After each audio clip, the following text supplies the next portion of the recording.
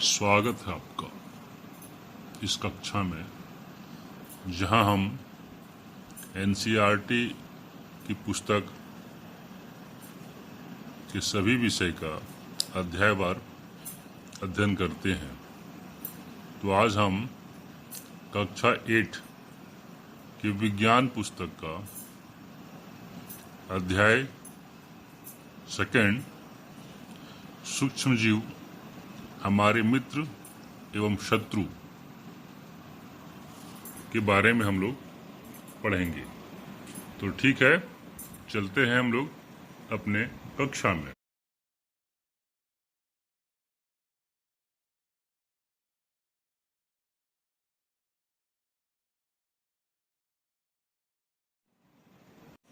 Good morning बच्चों। Good morning sir जी। Good morning sir. बच्चों, आपने कभी देखा है कि मम्मी रात में रोटी बना के रखी हो और वह रोटी बच गई हो और 2 दिन के बाद उसमें कुछ हरे हरे धब्बे नजर आते हैं? वो क्या होते हैं? नहीं पता सर, क्या होते हैं? बच्चों, वे सूक्ष्म जीव होते हैं। सूक्ष्म जीव क्या होते हैं सर? बच्चों, वैसे छोटे जीव जो बिना सूक्ष्मदर्शी के दिखाई नहीं देते हैं, सूक्ष्म जीव कहलाते हैं। सूक्ष्म जीव इतने छोटे होते हैं कि उन्हें नंगी आंखों से नहीं देखा जा सकता है। तो सर, सूक्ष्म जीव कहाँ कहाँ पाए जाते हैं? बच्चों, सूक्ष्म जीव सभी जगह उपस्थित होते हैं। वे हवा में, पानी में, पेड़ों पर, जंतुओं पर तथा उनके अंदर, हमारे अंदर प्राय सभी जगहों पर पाए जाते हैं। हमारे अंदर भी सर? जी हाँ, हमारे अंदर भी। बच्चों, सूक्ष्म जीव कई प्रकार के होते हैं, जैसे जीवाणु, रोगाणु, कवक, फंगी इत्यादि। बच्चों, यह जानकर तुम्हें आश्चर्य होगा कि सूक्ष्म जीव सभी परिस्थितियों में जीवित रह सकते हैं, जैसे बहुत अधिक तापमान या बहुत कम तापमान, दोनों में। तो सर, सूक्ष्म जीव क्या करते हैं? बच्चों, ये सूक्ष्म जीव हमारे मित्र भी हैं और हमारे शत्रु भी। क्योंकि सूक्ष्म जीवों को बिना सूक्ष्मदर्शी के नहीं देखा जा सकता है, अतः वे सूक्ष्म जीव कहे जाते हैं। सूक्ष्म जीवों को अंग्रेजी में माइक्रो ऑर्गेनिज्म कहा जाता है। जैसा मैंने बताया कि कुछ सूक्ष्म जीव हमारे मित्र हैं, अर्थात हमारे लिए लाभकारी हैं, जबकि कुछ सूक्ष्म जीव हमारे शत्रु हैं, अर्थात हमारे लिए हानिकारक हैं। बच्चों, सूक्ष्म जीवों को उनके विशेष गुणों के आधार पे 4 भागों में बांटा जा सकता है। ये 4 भाग या वर्ग हैं: जीवाणु, जिसे अंग्रेजी में बैक्टीरिया कहते हैं। दूसरा, कवक, जिसे फंजाई भी कहा जाता है। तीसरा, प्रोटोजोआ। और चौथा, शैवाल, जिसे एल्गी भी कहा जाता है। बच्चों, इनके अलावे एक और सूक्ष्म जीव हैं, जिन्हें विषाणु या वायरस कहते हैं।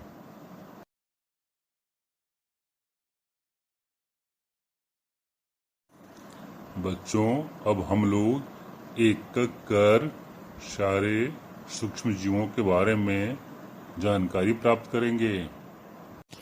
जीवाणु को अंग्रेजी में बैक्टीरिया कहा जाता है। जीवाणु एक कोशिकीय जीव होते हैं।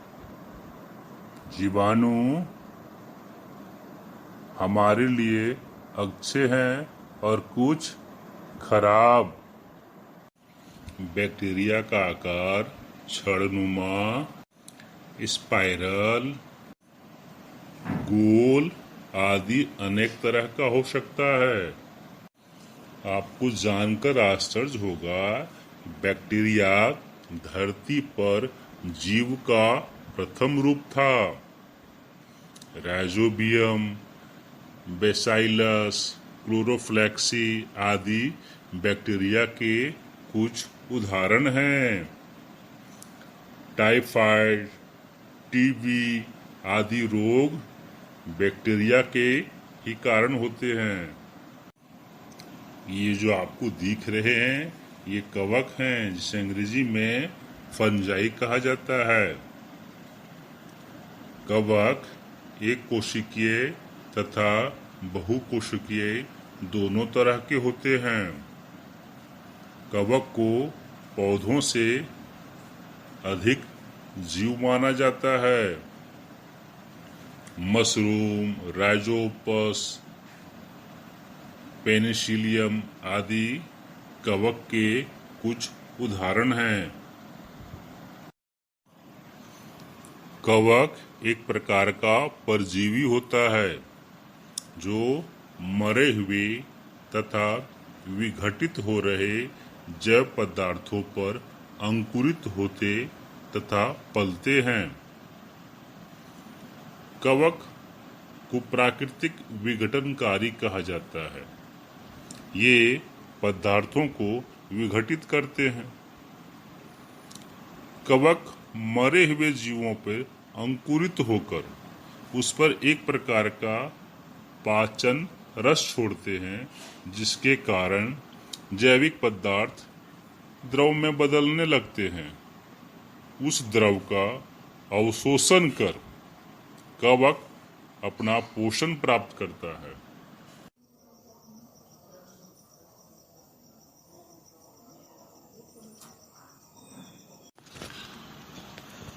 प्रोटोजोआ। प्रोटोजोआ एक कोशिकीय जीव होते हैं। अमीबा, पैरामीशियम आदि प्रोटोजोआ के कुछ उदाहरण हैं। इससे अतिसार, मलेरिया आदि रोग प्रोटोजोआ के ही कारण होते हैं। शैवाल को अंग्रेजी में एल्गी कहा जाता है। शैवाल को पानी गिरने के स्थान, रुके हुए जल आदि में आसानी से देखा जा सकता है। आप लोग देखे होंगे, कुएं के आसपास जहाँ पानी जमा होता है, हरा हरा छोटे छोटे काई दिखाई देते हैं, वो शैवाल ही हैं। क्लेमेडोमोनास, स्पायरोगायरा आदि कवक के कुछ उदाहरण हैं। ये केवल दूसरे जैव पदार्थों में ही गुणन करते हैं।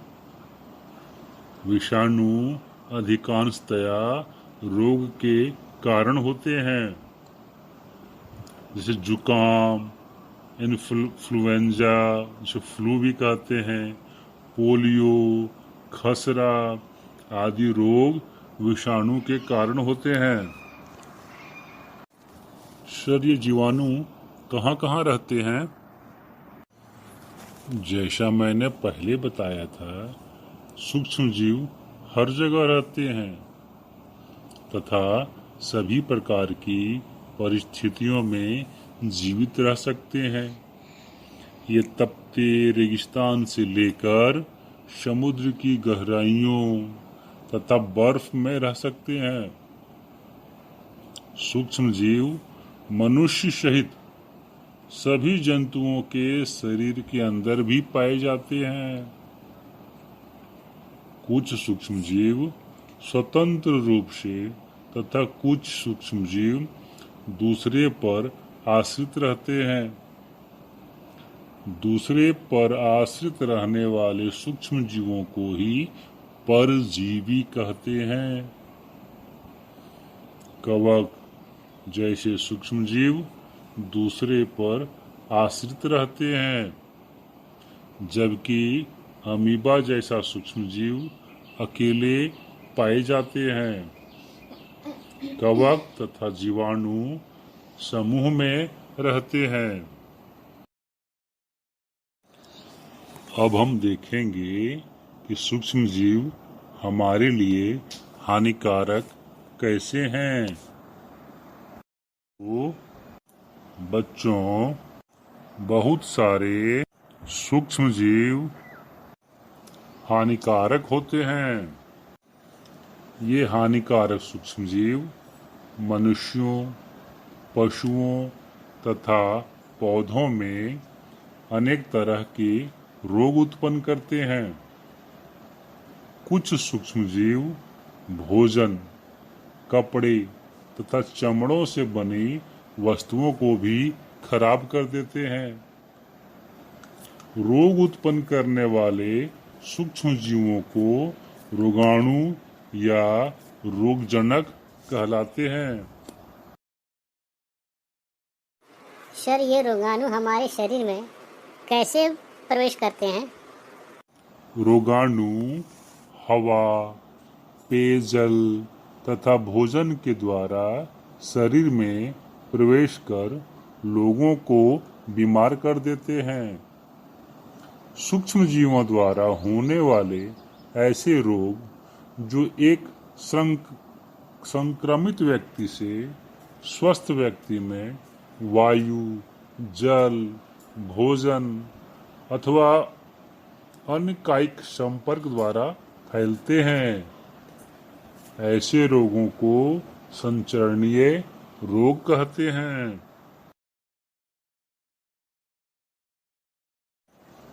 हैजा, सर्दी जुकाम, चिकन पॉक्स, क्षय रोग आदि संचरणीय रोग के कुछ उदाहरण हैं।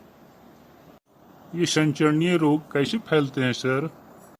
जैसे जुकाम से पीड़ित किसी व्यक्ति के छींकने से बहुत सारे रोगकारक वायरस भी वायु में आ जाते हैं। ये वायरस किसी दूसरे स्वस्थ व्यक्ति के शरीर में श्वास के साथ प्रवेश कर उसे बीमार कर सकता है।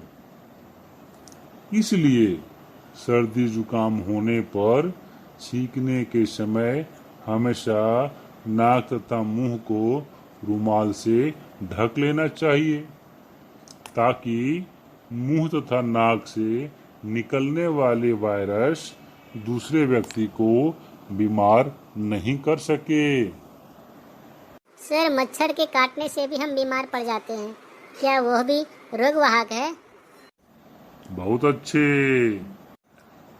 बहुत सारे कीट एवं जंतु रोग कारक सूक्ष्म जीवों के रोगवाहक का कार्य करते हैं। जैसे मक्खी, मच्छर, तिलचट्टा, चूहे, कुत्ते, बिल्ली आदि। जानते हो, मक्खियां कूड़े एवं अन्य गंदे जगहों पर बैठती हैं। इसमें रोग कारक सूक्ष्म जीव उनके शरीर से चिपक जाते हैं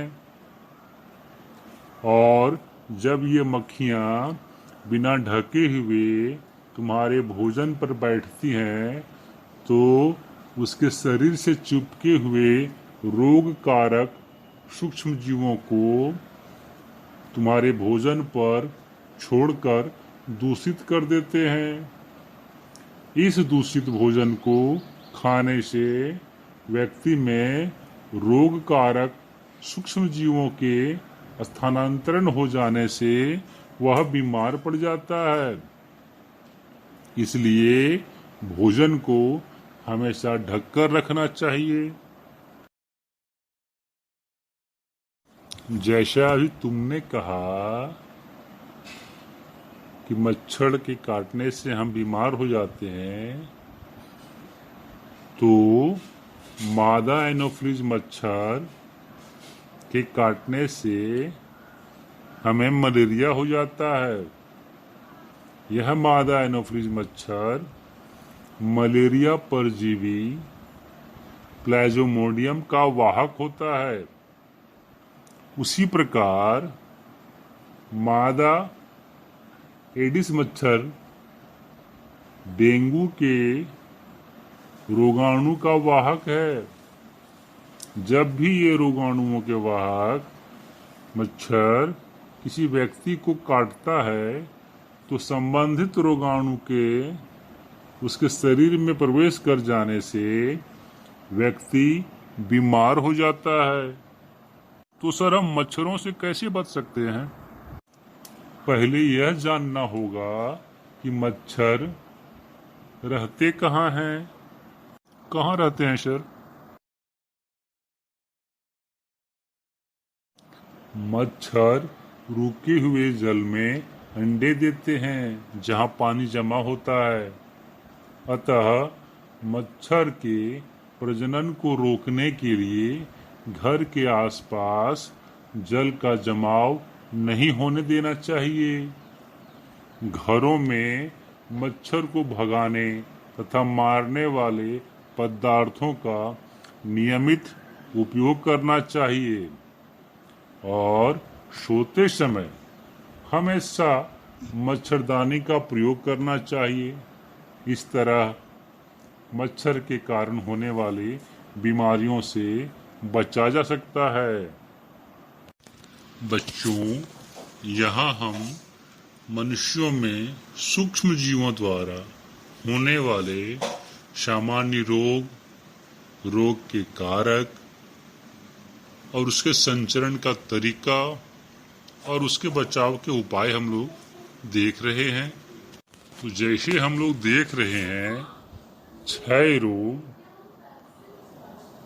उसके रोग कारक सूक्ष्म जीवाणु है और वह वायु के द्वारा फैलता है। खसरा, उसके वाहक सूक्ष्मजीव वायरस हैं और ये वायु के द्वारा ही फैलता है। चिकन पॉक्स वायरस है और उसको फैलने का माध्यम वायु और सीधे संपर्क ही है। पोलियो भी वायरस के द्वारा ही होता है और यह वायु एवं जल के द्वारा फैलता है। इन रोगों से बचाव के लिए उपाय है कि रोगी व्यक्ति को पूरी तरह से अन्य व्यक्तियों से अलग रखना चाहिए। रोगी की व्यक्तिगत वस्तुओं को अलग रखना चाहिए और उचित समय पे उसका टीकाकरण करवाना चाहिए। यहाँ पर हैजा, टाइफाइड, ये दोनों जीवाणुओं के द्वारा होते हैं और यह जल के द्वारा फैलता है। हैजा भोजन के माध्यम से भी मनुष्यों में स्थानांतरित होता है। इसके बचाव के उपाय हैं कि व्यक्तिगत स्वच्छता एवं अच्छी आदतों को अपनाना चाहिए। साफ सफाई का विशेष ध्यान रखना चाहिए।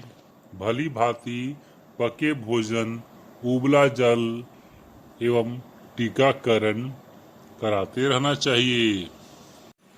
हेपेटाइटिस ए ये भी विषाणुओं के माध्यम यानी वायरस के द्वारा होता है और यह जल के माध्यम से ही फैलता है। इसके बचाव के समान उपाय हैं उबले हुए जल का प्रयोग करना चाहिए और समय पर टीकाकरण कराते रहना चाहिए। अगला रोग मलेरिया। इसके रोग कारक सूक्ष्मजीव प्रोटोजोआ हैं और यह मच्छर के द्वारा फैलता है। इससे बचने के उपाय हैं कि मच्छरदानियों का प्रयोग, मच्छर भगाने वाले रसायनों का प्रयोग, कीटनाशक दवा का छिड़काव एवं मच्छर के प्रजनन को रोकने के लिए जल को किसी भी स्थान पे जमा न रहने दें। इन बचाव का उपयोग कर हम लोग इस रोगों से बच सकते हैं और दूसरों को भी संक्रमित होने से हम बचा सकते हैं। तो क्या सर सूक्ष्म जीव मनुष्यों को ही बीमार करते हैं?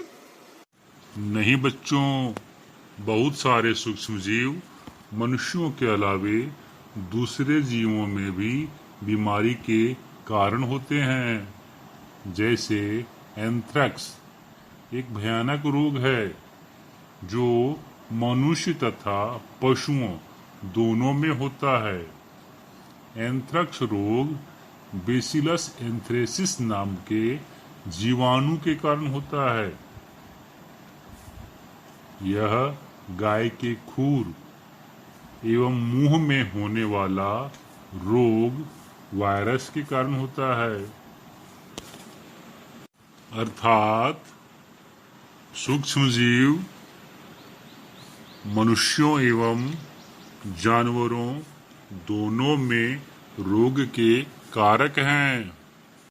क्या सर पौधों में भी रोग के कारक ये सूक्ष्म जीव हैं? एकदम बच्चों, एकदम। बहुत सारे सूक्ष्म जीव पौधों में रोग उत्पन्न करते हैं।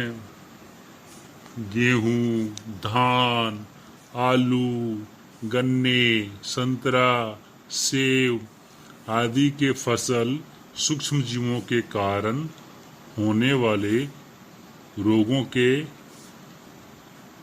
कारण प्रायः खराब और नष्ट हो जाते हैं। पौधों में रोग हो जाने के कारण या तो उत्पादन कम हो जाता है या फसल के नष्ट हो जाने के कारण उत्पादन बिल्कुल नहीं हो पाता है। बच्चों, जैसा आप लोग देख रहे होंगे, इस पत्ती में पीद नाम का रोग वायरस के कारण हो गया है और इन्होंने पत्तियों को बर्बाद कर दिया है। ये कीटों के कारण फैलता है और इस रोग का कारण वायरस है। इसी प्रकार नींबू में होने वाला नींबू कैंकर नाम का रोग जीवाणु के कारण होता है तथा वायु द्वारा फैलता है। गेहूं की फसल में गेहूं की रस्ट नाम का रोग कवक के कारण होता है। यह रोग भी वायु तथा संक्रमित बीजों के द्वारा फैलता है। बच्चों, यह सूक्ष्म जीव हमारे भोजन में उत्पन्न होने वाले कई सूक्ष्म जीव कई बार विषैले पदार्थ उत्पन्न कर हमारे खाद्य को विषाक्त कर देते हैं। इस विषाक्त भोजन को करने वाला व्यक्ति बीमार पड़ जाता है। ऐसे विषाक्त भोजन के कारण होने वाले रोग को खाद्य विषाक्तन कहते हैं। खाद्य विषाक्तन को अंग्रेजी में फूड पॉइजनिंग कहा जाता है। कभी कभी सही समय पर उपचार नहीं होने पर फूड पॉइजनिंग के कारण लोगों की मृत्यु तक हो जाया करती है। प्राचीन काल से खाद्य सामग्रियों को अधिक दिनों तक सुरक्षित रखने के लिए उसका परिरक्षण किया जाता है। खाद्य पदार्थों का कई तरीकों से परिरक्षण किया जाता है। खाद्य पदार्थों को लंबे समय तक सुरक्षित रखने को खाद्य परिरक्षण कहा जाता है। बच्चों, खाद्य का परिरक्षण विभिन्न तरीकों से किया जा सकता है। जैसे रासायनिक उपाय द्वारा भी खाद्य का परिरक्षण कर सकते हैं। इसमें नमक एवं खाद्य तेल सूक्ष्म जीवों की वृद्धि रोकने में सक्षम होते हैं, अतः इन्हें परिरक्षक कहा जाता है। नमक तथा खाद्य तेलों का उपयोग खाद्य पदार्थों के परिरक्षण हेतु किया जाता है। अचार बनाने में नमक, खाद्य तेल तथा खाद्य अम्ल का उपयोग किया जाता है। इनके उपयोग से खाद्य पदार्थों में सूक्ष्म जीवों की वृद्धि नहीं होती है। सोडियम बेंजोएट, सोडियम मेटाबाइसल्फाइड भी सामान्य परिरक्षक हैं। जैम, जेली एवं स्क्वैश बनाने में इन रसायन का प्रयोग किया जाता है। इन रसायनों का प्रयोग जैम, जेली एवं स्क्वैश को लंबे समय तक खराब होने से बचाए रखता है। जी सर, मैंने भी देखा है, मम्मी जब अचार बनाती है तो उसमें नमक और तेल डालती है। आज हमें पता चला कि नमक क्यों डालती है। बिल्कुल सही। साधारण नमक द्वारा भी हम परिरक्षण कर सकते हैं। साधारण नमक एक प्रकार का प्राकृतिक परिरक्षक है। नमक से ढक देने से खाद्य पदार्थों पर सूक्ष्म जीवों की वृद्धि नहीं होती है, जिससे वे लंबे समय तक उपयोग में लाए जा सकते हैं। नमक का उपयोग खाद्य पदार्थों से नमी को सोख लेता है। नमी की अनुपस्थिति में उनमें सूक्ष्म जीवों की वृद्धि रुक जाती है। नमक का उपयोग मांस, मछली, आम, आंवला, नींबू, इमली आदि के परिरक्षण के लिए किया जाता है। जैसा तुमने बताया कि आम के अचार में मम्मी नमक डालती है, तो सूक्ष्म जीवों की वृद्धि को रोकने के लिए आम के अचार को खराब होने से बचाने के लिए ही ऐसा किया जाता है। बच्चों, चीनी द्वारा भी परिरक्षण कर सकते हैं। चीनी भी नमक की तरह ही नमी को सोख लेता है तथा सूक्ष्म जीवों को उत्पन्न होने से रोकता है। चीनी का उपयोग जैम, जेली, स्क्वैश आदि बनाने में किया जाता है, जिससे लंबे समय तक इन खाद्य पदार्थों का उपयोग में लाया जा सकता है। तेल एवं सिरके भी सूक्ष्म जीवों को नष्ट कर देते हैं, इसलिए तेल एवं सिरके का उपयोग खाद्य पदार्थों के परिरक्षण के लिए भी किया जाता है।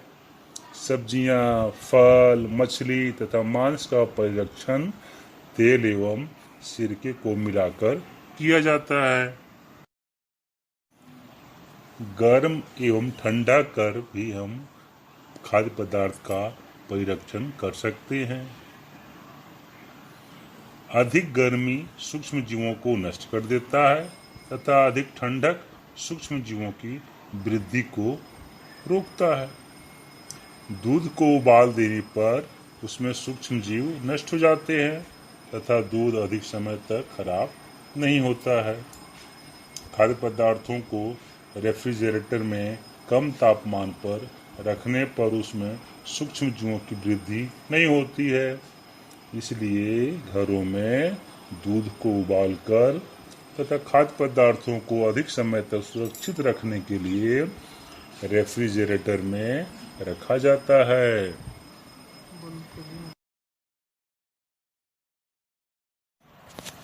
आजकल पाश्चराइजेशन के माध्यम से भी हम सुरक्षित रख सकते हैं। दूध को लंबे समय तक सुरक्षित रखने का एक तरीका पाश्चराइजेशन है। पाश्चराइजेशन की प्रक्रिया में दूध को पहले 70 डिग्री सेल्सियस के तापमान पे गर्म किया जाता है, फिर उसे एकाएक ठंडा कर दिया जाता है तथा उसका भंडारण कर दिया जाता है। ऐसा करने पर सूक्ष्म जीवों की वृद्धि रुक जाती है तथा दूध लंबे समय तक खराब नहीं होता है।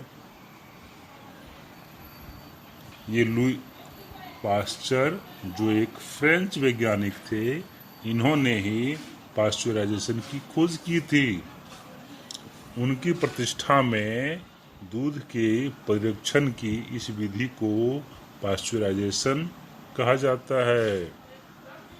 आजकल पाश्चीकृत दूध बाजार में प्लास्टिक की थैलियों में आसानी से उपलब्ध होता है। पाश्चीकृत दूध में सूक्ष्मजीव नहीं होने के कारण उसे बिना उबाले ही पिया जा सकता है। खाद्य पदार्थों को वायु रहित डिब्बों तथा पैकेटों में बंद कर देने से भी उसमें सूक्ष्म जीवों की वृद्धि रुक जाती है तथा इस विधि द्वारा खाद्य पदार्थों को लंबे समय तक बिना खराब हुए भंडारित किया जा सकता है। आजकल सब्जियां, मेवे, चिप्स, मिठाइयाँ तथा अन्य कई खाद्य पदार्थों वायु रहित डिब्बों में बाजार में उपलब्ध होते हैं। डिब्बों में बंद ये खाद्य पदार्थ लंबे समय तक खराब नहीं होते हैं तथा उपयोग में लाए जाते हैं। बिस्कुटों तथा चिप्स आदि के पैकेटों में वायु निकालकर नाइट्रोजन भर दिया जाता है। वायु रहित होने तथा नाइट्रोजन गैस की उपस्थिति सूक्ष्म जीवों की वृद्धि को रोकता है। बच्चों, अब हम नाइट्रोजन स्थिरीकरण को देखते हैं। कुछ सूक्ष्म जीवों नाइट्रोजन का स्थिरीकरण करते हैं। पौधे नाइट्रोजन को हवा से अवशोषित नहीं कर पाते, बल्कि वे मिट्टी से उसका अवशोषण करते हैं। राइजोबियम नाम का एक जीवाणु फलीदार तथा दनहल फलों की जड़ों में रहते हैं। ये जीवाणु हवा से नाइट्रोजन को लेकर उसे घुलनशील रूप प्रदान कर मिट्टी में उपलब्ध करा देते हैं। पौधे जड़ों द्वारा मिट्टी में उपस्थित इस नाइट्रोजन का अवशोषण कर लेते हैं तथा पोषक तत्व के रूप में संश्लेषित करते हैं। कभी कभी त्वरित विद्युत भी नाइट्रोजन का स्थिरीकरण करते हैं। नाइट्रोजन स्थिरीकरण के द्वारा वायुमंडल का नाइट्रोजन स्थिर रहता है। नाइट्रोजन हमारे लिए कितना जरूरी है सर? नाइट्रोजन सभी जीव जंतुओं के लिए एक आवश्यक घटक है। पौधे मिट्टी से नाइट्रोजन का उपयोग कर प्रोटीन बनाते हैं और यही प्रोटीन जीव जंतुओं द्वारा खाद्य पदार्थ के रूप में ग्रहण करते हैं। वायुमंडल में लगभग 78% नाइट्रोजन है। सभी जीव प्रत्यक्ष या परोक्ष रूप से पौधों पर निर्भर हैं। पौधों तथा जंतु वायुमंडलीय नाइट्रोजन का उपयोग सीधे नहीं करते हैं।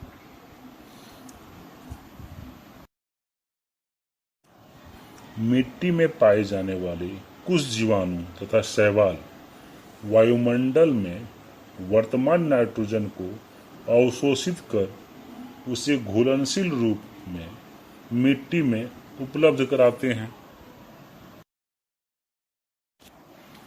पौधे मिट्टी में उपलब्ध इस नाइट्रोजन को जड़ों द्वारा अवशोषित कर प्रोटीन तथा पोषक तत्वों में संश्लेषित कर खाद्य के रूप में संरक्षित कर लेते हैं। जीव जंतु पौधे द्वारा संश्लेषित भोजन को करके इस नाइट्रोजन को प्राप्त करते हैं।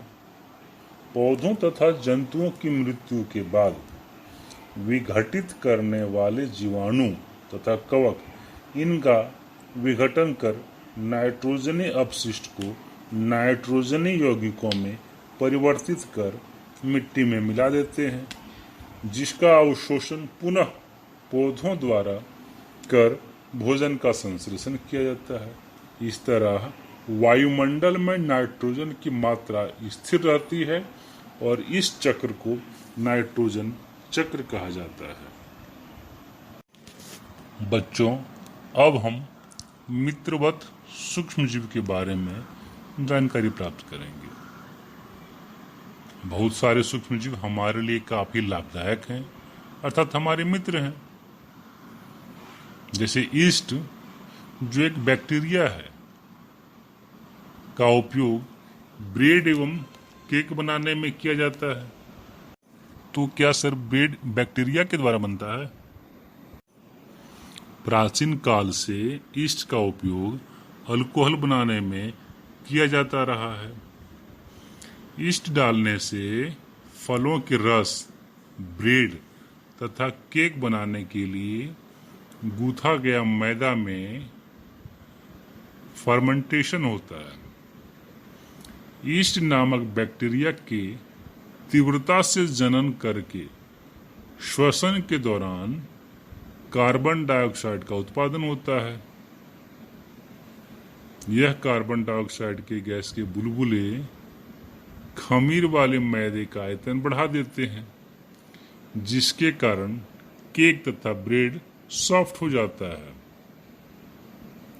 सूक्ष्म जीवों का उपयोग पर्यावरण को स्वच्छ रखने में भी किया जाता है, जैसे कि कार्बनिक अपशिष्ट, जैसे सब्जियों के छिलके, जंतु के मरे अवशेष, विष्ठा इत्यादि का जीवाणुओं द्वारा अपघटन कर इन्हें हानि रहित पदार्थों में बदल दिया जाता है। बताओ बच्चों, आप लोग अपने आसपास किसी जीव जंतु का मृत शरीर देखे होंगे। कुछ दिनों के बाद वह मृत शरीर कहाँ चला जाता है? वही तो मैं भी सोचती हूँ सर, कि आखिर वो मरा हुआ जीव जंतु का क्या हो जाता है। यही सूक्ष्म जीव द्वारा उनका अपघटन कर लिया जाता है, जिससे हमारा वातावरण, पर्यावरण स्वच्छ रहता है। जीवाणुओं का उपयोग हम औषधि उत्पादन तथा नाइट्रोजन के स्थिरीकरण में भी करते हैं। आपने दूध से दही बनता देखा है? जी सर, देखा है। तो दूध में कुछ खट्टा पदार्थ डाल दिया जाता है, जैसे दही का कुछ अंश, तो उसमें लैक्टोबैसिलस नाम का जीवाणु होता है, जो दूध में जनन कर उसे दही में बदल देता है। सूक्ष्म जीवों का बड़े स्तर पर अल्कोहल, शराब, एसिटिक एसिड आदि के उत्पादन में किया जाता है। जौ, गेहूं, चावल एवं फलों के रस में प्राकृतिक रूप से शर्करा पाया जाता है। इन रसों को जब कुछ दिनों के लिए थोड़ा गर्म स्थान में छोड़ दिया जाता है, तो इसमें ईस्ट नाम का सूक्ष्म जीव अंकुरित हो जाता है, जो इन्हें अल्कोहल में बदल देता है। फलों के रसों आदि का जीवाणु द्वारा अल्कोहल में बदला जाना किण्वन, जिसे फर्मेंटेशन भी कहलाता है। लुई पास्चर जो एक फ्रांसीसी वैज्ञानिक थे, इन्होंने ही किण्वन की खोज 1857 में की थी। लुई पास्चर ने किण्वन के साथ साथ दूध को संरक्षित रखने की विधि को भी खोजा था। लुई पास्चर की प्रतिष्ठा में ही दूध को संरक्षित रखने वाली विधि को पास्चुराइजेशन कहा जाता है। सूक्ष्म जीवों द्वारा तैयार औषधि को प्रतिजैविक या एंटीबायोटिक कहा जाता है। प्रतिजैविक या एंटीबायोटिक बीमारी पैदा करने वाले सूक्ष्म जीवी को नष्ट कर देते हैं। प्रतिजैविक या एंटीबायोटिक टैबलेट, कैप्सूल या इंजेक्शन के रूप में बाजार में उपलब्ध हैं, जिसे जरूरत के अनुसार बीमार व्यक्ति को दिया जाता है। आजकल जीवाणु और कवक से अनेक तरह के प्रतिजैविक या एंटीबायोटिक का उत्पादन हो रहा है। इन प्रतिजैविक या एंटीबायोटिक को विशेष प्रकार के सूक्ष्म जीव का संवर्धन कर बनाया जाता है। स्ट्रेप्टोमाइसिन, टेट्रासाइक्लिन, एरिथ्रोमाइसिन आदि प्रतिजैविक या एंटीबायोटिक के कुछ उदाहरण हैं। प्रतिजैविक या एंटीबायोटिक को पशु आहार तथा कुक्कुट आहार में भी मिलाया जाता है। इन प्रतिजैविक या एंटीबायोटिक मिले पशु आहार तथा कुक्कुट आहार का उपयोग पशुओं में सूक्ष्म जीवों का संचरण रोकने के लिए किया जाता है। पशु आहार तथा कुक्कुट आहार का उपयोग कुछ पौधों में होने वाले रोग के नियंत्रण के लिए भी किया जाता है। लेकिन बच्चों, ध्यान रखना चाहिए कि डॉक्टरों की सलाह पर ही प्रतिजैविक की दवाइयाँ लेनी चाहिए तथा उस दवा का कोर्स भी पूरा करना चाहिए। यदि आप एंटीबायोटिक या प्रतिजैविक उस समय लेंगे जब उसकी आवश्यकता नहीं है, तो अगली बार जब आप बीमार होंगे और आपको प्रतिजैविक की आवश्यकता होगी तो वह उतनी प्रभावी नहीं होगी। इसके अतिरिक्त अनावश्यक रूप से ली गई प्रतिजैविक शरीर में उपस्थित उपयोगी जीवाणु भी नष्ट कर देती है। सर्दी, जुकाम एवं फ्लू में प्रतिजैविक प्रभावशाली नहीं है, क्योंकि यह रोग विषाणुओं द्वारा होते हैं। प्रतिजैविक या एंटीबायोटिक की खोज सर अलेक्जेंडर फ्लेमिंग, जो कि एक ब्रिटिश वैज्ञानिक थे, ने प्रतिजैविक या एंटीबायोटिक की खोज 1929 में की थी। सर अलेक्जेंडर फ्लेमिंग ने जीवाणु रोगों से बचाव हेतु एक संवर्धन प्रयोग के क्रम में अचानक पाया कि संवर्धन तस्तरी में हरे रंग की फफूंद हो गए हैं, जो जीवाणु की वृद्धि को रोक रहे थे। उन्होंने पाया कि ये फफूंद जीवाणु की वृद्धि को रोकने में सक्षम है, क्योंकि इसकी वृद्धि के कारण बहुत सारे जीवाणु मारे गए थे। इसी घटना से उन्होंने फफूंद से पेनिसिलिन बनाई, जिसे प्रतिजैविक या एंटीबायोटिक के नाम से जाना गया। प्रतिजैविक या एंटीबायोटिक की खोज के लिए उन्हें नोबेल पुरस्कार भी दिया गया था। बच्चों, आपने टीका का नाम सुना है, जिसे वैक्सीन भी कहा जाता है? जी सर, मम्मी कहती है कि जब मैं छोटा था तो हमें पोलियो का टीका भी दिला पड़ा है। बिल्कुल सही।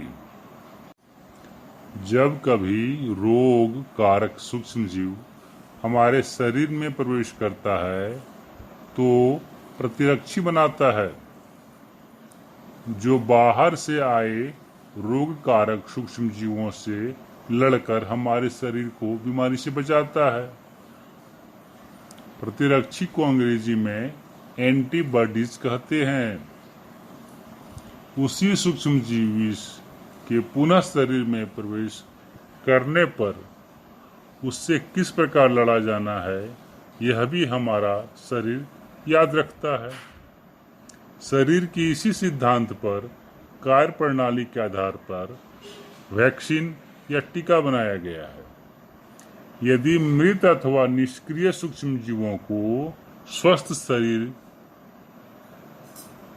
में प्रविष्ट कराया जाता है तो शरीर की कोशिकाएं उसी के अनुसार लड़ने की प्रतिरक्षी यानी एंटीबॉडीज उत्पन्न कर रोग कारक सूक्ष्मजीवी को नष्ट कर देती है।